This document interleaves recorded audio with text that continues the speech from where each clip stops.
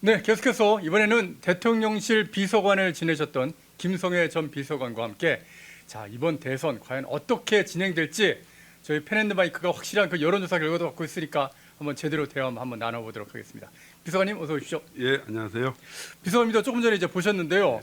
와, 역시 범보수권의 지지율 1위 후보는 김문수. 예. 그리고 2위가 유승민인데 뭐 유승민보다는 아마 3위에 한덕수 후보가 올라온 거 이거는 굉장히 주목할 만한 것 같습니다. 예, 상당히 의외인데요. 네, 그만큼 이제 국민들 사이에 네. 탄핵 과정을 거치면서 안정적인 리더십에 대해서 상당한 요구가 있는 것 같습니다. 예.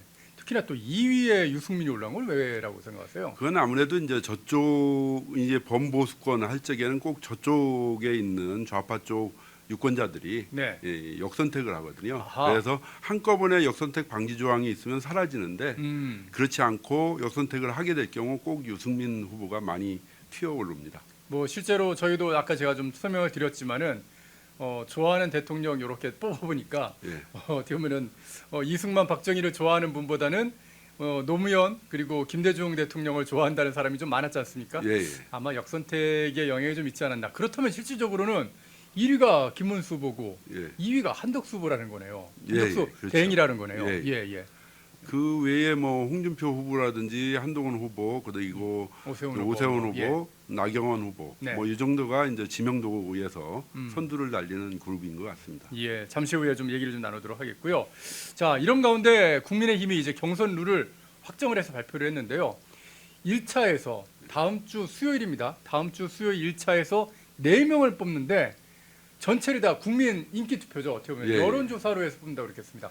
물론 뭐 어떻게 보면 역선택 방지 조항을 넣어서 좀 걸러내겠다라는 얘기는 하지만은 그런데 이게 국민 100%를 이렇게 뽑으면은 이게 과연 괜찮은 건지 이번에 경선 룰 정해진 거 어떻게 보시는지요? 글쎄요, 이제 시간이 급해갖고 그렇게 정한 여론조사를 정한 것 같은데 네네. 그렇게 되면서 이제 컨벤션 효과나 이렇게 여러 사람이 나와서 함께 겨루는 그래서 국민적인 관심을 끌어들이는 거에는 약간 실패하는 거 아니겠는가라는 생각이 있습니다. 예. 다만 더 좀 여유 있게 했으면 일찍 예. 준비했으면 국민 경선 선거인단 예를 들면 완전히 오픈 프라이머리로 예. 해갖고 전체 한 300만 또는 뭐 한 500만 정도의 선거인단을 모집해서 어허. 그렇게 해서 경쟁을 했으면 참 붐이 일어날 수 있었지 않는가 이런 생각이 듭니다. 예. 확실히 이재명이 예전에 이제 어떻게 보면 윤석열 대통령하고 이제 뭐 그때는 뭐 지긴 했지만 예. 그래도 자기네들 선거인들 막 그냥 확 늘리고 당원들 숫자도 늘리고 해서 예. 굉장히 붐을 많이 일으키긴 했었거든요. 예. 그런 부분에서 좀 아쉬운 점이 있는 것 같습니다. 그렇죠. 그런데 이제 그럼에도 불구하고 좀 장점이 있는 건 저쪽은 너무 이재명으로만 굳혀져 갖고 예. 상당한 피로감이 있지 않습니까?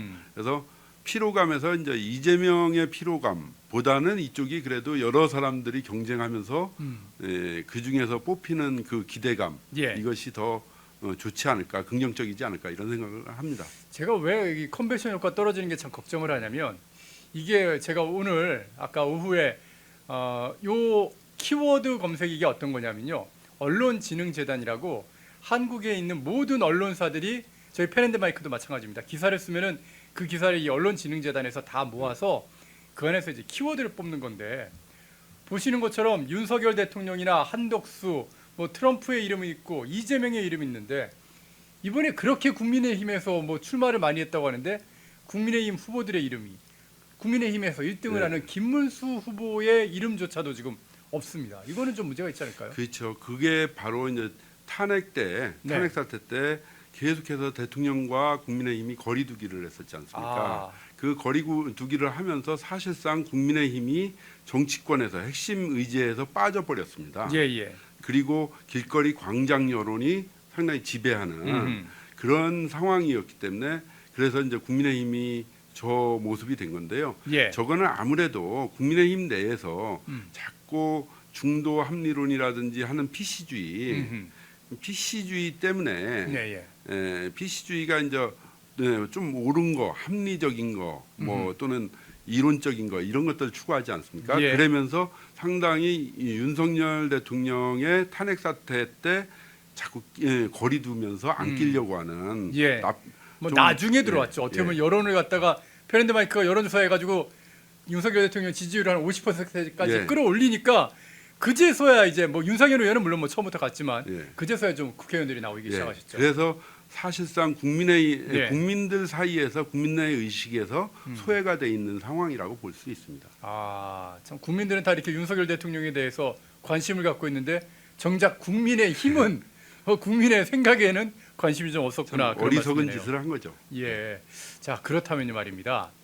지금 뭐 룰은 일단 정해졌으니까 지금 뭐 황유여 선관위원장이나 이양수 부위원장이나 조은희 의원이나 좀 잘 좀 만들어 가야 될 것 같은데 1차에 4명을 지금 뽑는다고 그랬거든요. 예.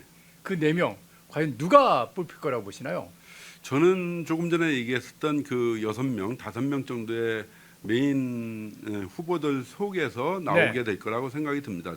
뭐 아무래도 이제 여론조사가 대체적으로 대세론을 형성하고 있는 김문수 후보가 1등을 달릴 것 같고, 예. 그다음에 한덕수 후보나 홍준표 후보가 또 지명도에서 상당히 앞서고, 그다음에 이제 오세훈, 한동훈, 뭐 나경원 이 정도 순으로 다 정리가 되지 않을까 이런 생각이 듭니다. 제가 요 CG를 조금 더 설명을 드리면은 요 빨간색으로 이름에 이 동그라미 사각형을 쳐드린 거는 이미 지금 자기가 네. 어떻게 보면 출마 선언을 한 그런 분들이고요. 그리고 지금 사각형이 없는 분들은 지금 출마를 고민하고 있다라고 밝힌 그런 분들이고, 그리고 이렇게 사선을 그어놓은 분들은 불출마 선언을 한 분들입니다. 그러니까 여기서 어떻게 보면 출마 선언을 지금 고민하는 분들이 하나 둘 셋 14명이나 지금 되는 그런 상황인데 이 중에서 지금 4명밖에 골라내지 않는 그런 상황이 좀 될 것 같네요.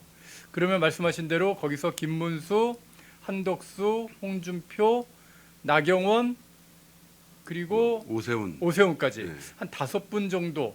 그러면 5명 뽑아야 될 것 같은데요. 그 중에서 아무래도 이제 예. 오세훈 후보가 또 이번에 예. 주택 문제나 이런 문제 때문에 약간 등락이 있기 때문에 예. 아마 그 한동훈, 오세훈, 나경원 이 세 분 중에서 누가 올라오느냐라는 게 치열할 것 같습니다. 아, 그러시군요. 어쨌든 뭐 누가 올라가든지 이제 1차 경선에서 4명이 살아남고 또 2차 경선에서 2명 그리고 최종 1명 이렇게 결정이 네. 되면 결국엔 이재명을 이겨야 되는 거 아니겠습니까? 그렇죠. 이재명을 이재명, 이길 수 예. 있는 사람을 뽑아야 되는데 저는 그런 속에서 이제 그 구분이 된다고 봅니다. 이제 탄핵 사태 또는 윤석열 대통령 탄핵 사태 때 어느 편에 섰던 사람들인가 이것이 확연하게 구분이 될 거라고 생각이 듭니다. 예. 그런 속에서 이제 김문수 후보나 네. 나경원 후보 같은 경우에 탄핵 반대편에 분명하게 서 있었고요. 그랬었죠. 예. 그다음에 한덕수 후보가 만약에 나오신다면 네. 한덕수 총리 같은 경우엔 맨 처음에 헌법재판관을 임명하지 않아서 탄핵됐지 않습니까? 예. 그러면서 잠시 했었기 때문에 중립으로 봐야 될 것 같습니다. 그리고 홍준표 후보도 약간 발언이 이랬다 저랬다 하긴 했는데 예. 그래서 거기도 중립으로 보고 예. 그다음에 오세훈 후보는 탄핵 찬성 쪽 이 입장을 취했었죠. 예. 그런 속에서 결국 탄핵 반대와 탄핵 찬성, 중립 요 구도인데 그 구도에서 국민들도 이번에 탄핵 반대편에 선 후보들을 우선적으로 할 건지 찬성편에 선 후보들을 할 건지 라는 선택을 하게 될 것 같습니다. 결국에 이번 국민들은 저는 그런 생각도 보는데 지금 오늘도 트럼프 미국 대통령이 갑자기 뭐 한덕수 총리한테 전화 통화할 때 대선 나오실 거예요 뭐 이런 얘기를 물어보는 이유가 결국엔 미국과 중국의 어떤 패권 경쟁에 그 최전선에 한국이 끼어 있다는 그런 느낌이거든요. 그렇죠. 그럼 우리 국민들이 그런 내용들을 이제 다 접했으니까 이번 조기 대선의 키워드도 바로 이 중국에 대한 어떤 생각 그런 게 되지 않을까 싶은데요. 어떻게 그것이 보시나요? 분명할 것 같습니다. 왜 그러냐면 지금 자꾸 국민의힘이 착각을 하고 흔들리고 헷갈리고 있는 것은 네. 자꾸 중도 확장, 중도론 때문입니다. 많이 그렇습니다. 하고 있죠. 예. 그런데 실제적으로 이번 탄핵 사태에서 윤 대통령이 했었던 예. 모습은 반국가 세력 척결 그리고 반미 친중 세력과의 전쟁. 개헌할 때 분명히 그런 얘기 예. 하셨어요. 예. 반미 친중 세력과의 전쟁 부분에 분명한 입장이 있습니다. 예. 따라서 지금은 종중 세력이라고 할 수 있고 친중 세력이라고 할 수 있는 이 부분하고 이 대한민국 자유 대한민국을 지키자고 하는 애국 세력 네네. 이 대결 구도인데 여기서 자꾸 국민의힘에서는 뭐 무당파니 중도층이니 자꾸 이런 것들의 언론이나 기성 레가시 언론이나 이런 예. 데서 자꾸 헷갈리게 만들고 있습니다. 사실은 그거 별거 없거든요. 예. 옛날에 독립운동할 적에 일본 편이냐 아니면 저 독립운동 편이냐 두 가지밖에 없었지 않습니까? 예. 그렇듯이 이번에도 중국 편이냐 아하. 자유 대한민국 편이냐 아. 라는 두 가지 구도를 가지고 선명하게 대통령 선거를 임해야 되는데 자꾸 그것에 대해서 흔들리고 이상한 소리 예를 들면 중도층이니 뭐 중도 무당파층이 포용을 해야 된다느니 그러니까 뭐 그런 거 말고. 무당파층이니 뭐 어허. 이런 것들을 자꾸 떠들면서 이런 신기루 잡기에 들어가 있는 것 같습니다. 그래서 중도는 실체가 없다. 예. 그런 말씀이시군요. 예. 그래서 중도 실체 없는 중도 잡으려고 하지 말고 대통령이 내세우셨던 것처럼 예. 확실하게 그렇죠. 중국에 우리가 속국이 될 수는 없어. 그런 얘기를 하는 예, 말씀이시네요. 그렇죠. 그러니까 친중 세력에 맞서서 민주당과 이재명이라는 친중 세력에 맞서서 자유 대한민국 지키고 한미 동맹 지키자 이런 분명한 구도를 가지고 선거에 임해야 국민들도 일반 국민들도 알기 쉽고 알아듣기 쉽습니다. 야, 말씀을 딱 들으니까 오늘 저희가 방송 시작하면서 왜 자유대학 청년들이 와가지고 네. 그 대학생들이 막 CCP 아웃을 외치면서 거리를 지금 행진을 하고 있거든요. 윤 네. 어게인 외치면서요. 그 친구들이 외치는 메시지가 그겁니다. 우린 중국은 싫다 이거예요. 네, 맞습니다. 그리고 1차에서 탄핵 사태 때 봐도요. 예. 1차에서 광화문에 직결할 적에는 별로 반중 뭐 중국 친중 세력 뭐 이런 반미 친중 세력에 대한 규탄 이런 부분이 좀 적었었는데 네. 오히려 대학생들 반미 친중 세력 제거 척결 뭐 이렇게 반국가 세력 척결 이 얘기가 윤 대통령의 키워드다라는 것이 알려지면서 실제로 2030 대학생들이 한남동으로 뛰쳐나왔습니다. 예. 그거 보면 2030 대학생들은 분명하게 반미 친중 세력 때 이 자유 대한민국을 지키는 세력의 싸움이다. 이번 탄핵 사태도 그렇고 앞으로의 선거나 이런 것이 예. 그런 것들을 분명하게 대학생들은 인식하고 있는 것이죠. 2022년에 윤석열 대통령이 어떻게 보면은 이 청년 남성들의 마음을 잡았던 게 뭐 여가부 폐지 이러면서 페미니즘을 갖다가 맞서면서 이 20대 청년 남성들의 그 가려운 부분 예. 참 그 속 시원하게 이렇게 긁어주는 그런 모습을 취하면서 그들의 표를 좀 얻었는데 이번에는 그러면은 반중 기치를 확실하게 좀 내세우면서 하면은 그 청년들도 다 넘어올 수 있겠네요. 예, 실제로 시진핑 중국 정부에서 네. 유럽에 보면 PC주의라고 해갖고 좌파를 지원하고 거기에 이제 PC주의 플러스 여가부, 아니 여성 부분 페미니즘, 이 PC주의와 페미니즘이 함께 가고 있습니다. 그래서 항상 PC주의와 페미니즘을 뒤에서 지원을 하면서 중국의 영향력을 확대해 나가는 그랬었죠. 정책을 취하고 있습니다. 그렇기 때문에 지금 한국에서도 마찬가지입니다. 그것이 뭐 부정 선거를 통해서 나타날 수도 있고 그 다음에 PC주의와 여가부, 또 페미니즘 이걸 통해서 이제 작용을 하고 있는데요. 네. 그런 부분에서 분명하게 친중 세력이 누구인가가 분명하게 드러나는 것 같습니다. 그렇기 때문에 PC주의 또는 이재명과 민주당 페미니즘 이 부분이 분명한 친중 세력으로 규정해도 상관없을 것 같습니다. 예. 대통령실의 이 김성애 전 비서관님과 함께 이번 조기 대선에서 확실하게 이재명이 승리하고 민주당이 승리할 수 있는 방안이 무엇인가 고민해봤는데 말씀을 듣다 보니까 여기에서 이제 최종적으로 뽑히게 될 그 후보님께서는 이 반중국, 대중국이라는 어떤 그런 코드를 갖다가 확실히 좀 잡아야 될 것 같다. 예, 그런 그렇죠. 생각이 듭니다. 예.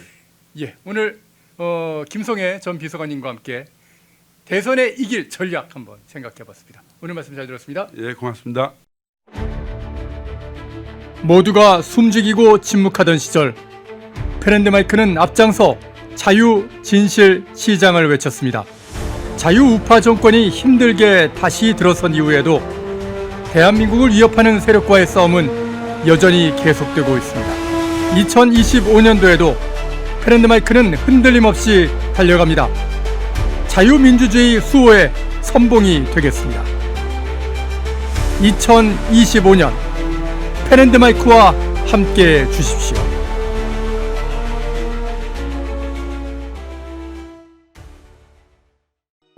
펜앤마이크에서 추천하는 영상도 보고 가세요.